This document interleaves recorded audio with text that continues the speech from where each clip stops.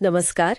आज हम इतिहास के उन पन्नों को पलट रहे हैं जिनमें महाराणा प्रताप की वीर गाथा है। हाँ, मेवाड़ के वो शासक जिन्होंने अपनी आजादी के लिए मतलब उस वक्त के सबसे शक्तिशाली मुगल साम्राज्य को सीधी चुनौती दी। बिल्कुल। और हमारे पास जो भी जानकारी है वो ज्यादातर ऐतिहासिक लेखों और जीवनियों से है ना? जी हाँ, और इन्हीं के आधार पर हम आज कोशिश करेंगे प्रताप के जीवन को, उनके संघर्ष को और जो उनकी एक स्थायी विरासत है उसको थोड़ा गहराई से समझने की। हाँ, मतलब उनके शुरुआती जीवन से लेकर फिर अकबर के साथ उनका जो टकराव रहा। बिल्कुल, और खासकर वो हल्दी घाटी का युद्ध। हाँ, हल्दी घाटी। और फिर उनकी वो भावना जिसने उन्हें इतिहास में एक खास मुकाम दिया। तो चलिए शुरू करते हैं ये बातचीत। हाँ, जरूर। तो महाराणा प्रताप का जन्म जैसा कि हम जानते हैं 9 मई 1540 को हुआ था। जगह थी कुंभलगढ़ किला, राजस्थान में। कुंभलगढ़। और इनके पिता थे महाराणा उदय सिंह द्वितीय, जिन्होंने उदयपुर शहर बसाया था, और वंश था इनका सिसोदिया राजपूत वंश। मतलब एक ऐसा वंश जो अपनी स्वतंत्रता के लिए हमेशा से जाना जाता रहा। अच्छा, और फिर 1572 में जब उनके पिता का देहांत हुआ तब प्रताप मेवाड़ के 13वें महाराणा बने। हाँ, पर यह वो दौर था जब दिल्ली में अकबर का शासन मजबूत हो रहा था और मुगल साम्राज्य तेजी से फैल भी रहा था। और कई राजपूत राजा उस वक्त अकबर की अधीनता मतलब उनकी सत्ता स्वीकार कर रहे थे। बिल्कुल, और जाहिर है प्रताप पर भी बहुत दबाव था। अकबर ने कई दूत भेजे थे उनके पास, संधियां ऑफर की, लेकिन प्रताप नहीं माने। नहीं, उन्होंने साफ इनकार कर दिया।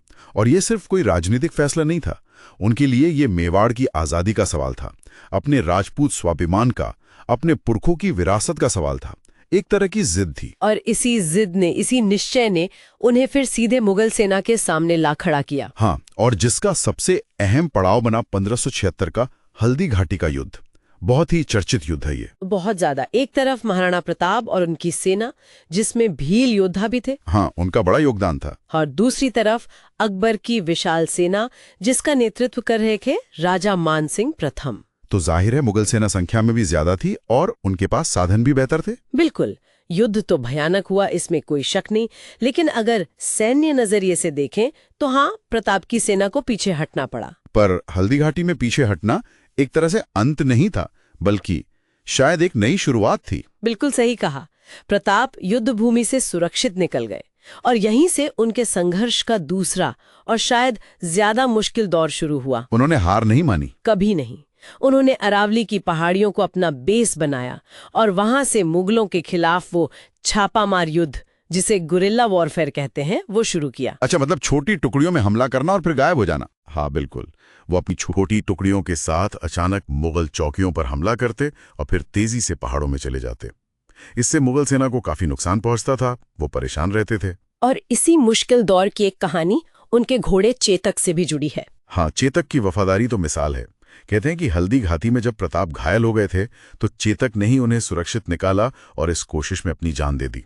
ये सिर्फ एक जानवर की वफादारी नहीं, बल्कि उस कठिन समय में त्याग और समर्पण का एक प्रतीक बन गई कहानी। यकीनन। और हार के बाद भी देखिए, प्रताप ने मेवाड़ को वापस पाने का सपना कभी छोड़ा नहीं। कई साल उन्होंने जंगलों और पहाड़ों में गुजारे, साधन कम थे, फिर भी संघर्ष जारी रखा। ये उनकी इच्छा शक्ति दिखाता है। और कहते हैं कि उनकी ये कोशिशें कामयाब भी हुईं। चित्तौड़गढ़ को छोड़कर मेवाड़ का बड़ा हिस्सा उन्होंने अपने जीवन के आखिरी सालों में मुगलों से वापस जीत लिया था। हाँ, ये उनकी रणनीति और कभी हार ना मानने वाले जज्बे की जीत थी। लेकिन शिकार पर गए थे और वहां लगी चोटों की वजह से उनका निधन हो गया। लेकिन उनकी कहानी वहां खत्म नहीं हुई। बिल्कुल नहीं, उनकी विरासत तो आज भी जिंदा है। सही बात है। महाराणा प्रताप आज भी मतलब राजपूत वीरता, बलिदान और सबसे बढ़कर अपनी आजादी, अपने स्वाभिमान के लिए लड़ने का प्रतीक माने जाते हैं। हाँ, सिर्फ राजस्थान में नहीं, पूरे भारत में लोग उन्हें सम्मान से याद करते हैं। चाहे उदयपुर में मोती मगरी पर उनका स्मारक हो या फिर लोकगीतों और कहानियों में उनका जिक्र। बिल्कुल, उनकी कहानी हमें यही याद दिलाती है कि हालात कितने भी मुश्किल क्यों ना हो, दुश्मन कितना भी ताकतवर क्यों ना हो, अगर इरादा पक्का है तो लड़ा जा सकता है। तो अगर हम संक्षेप में कहें तो इन स्रोतों से जो महाराणा प्रताप की तस्वीर उभरती है वो एक ऐसे योद्धा की है जिसने कभी समझौता नहीं किया। हाँ, और आखिरी सांस तक अपनी मिट्टी की आजादी के लिए लड़ते रहे।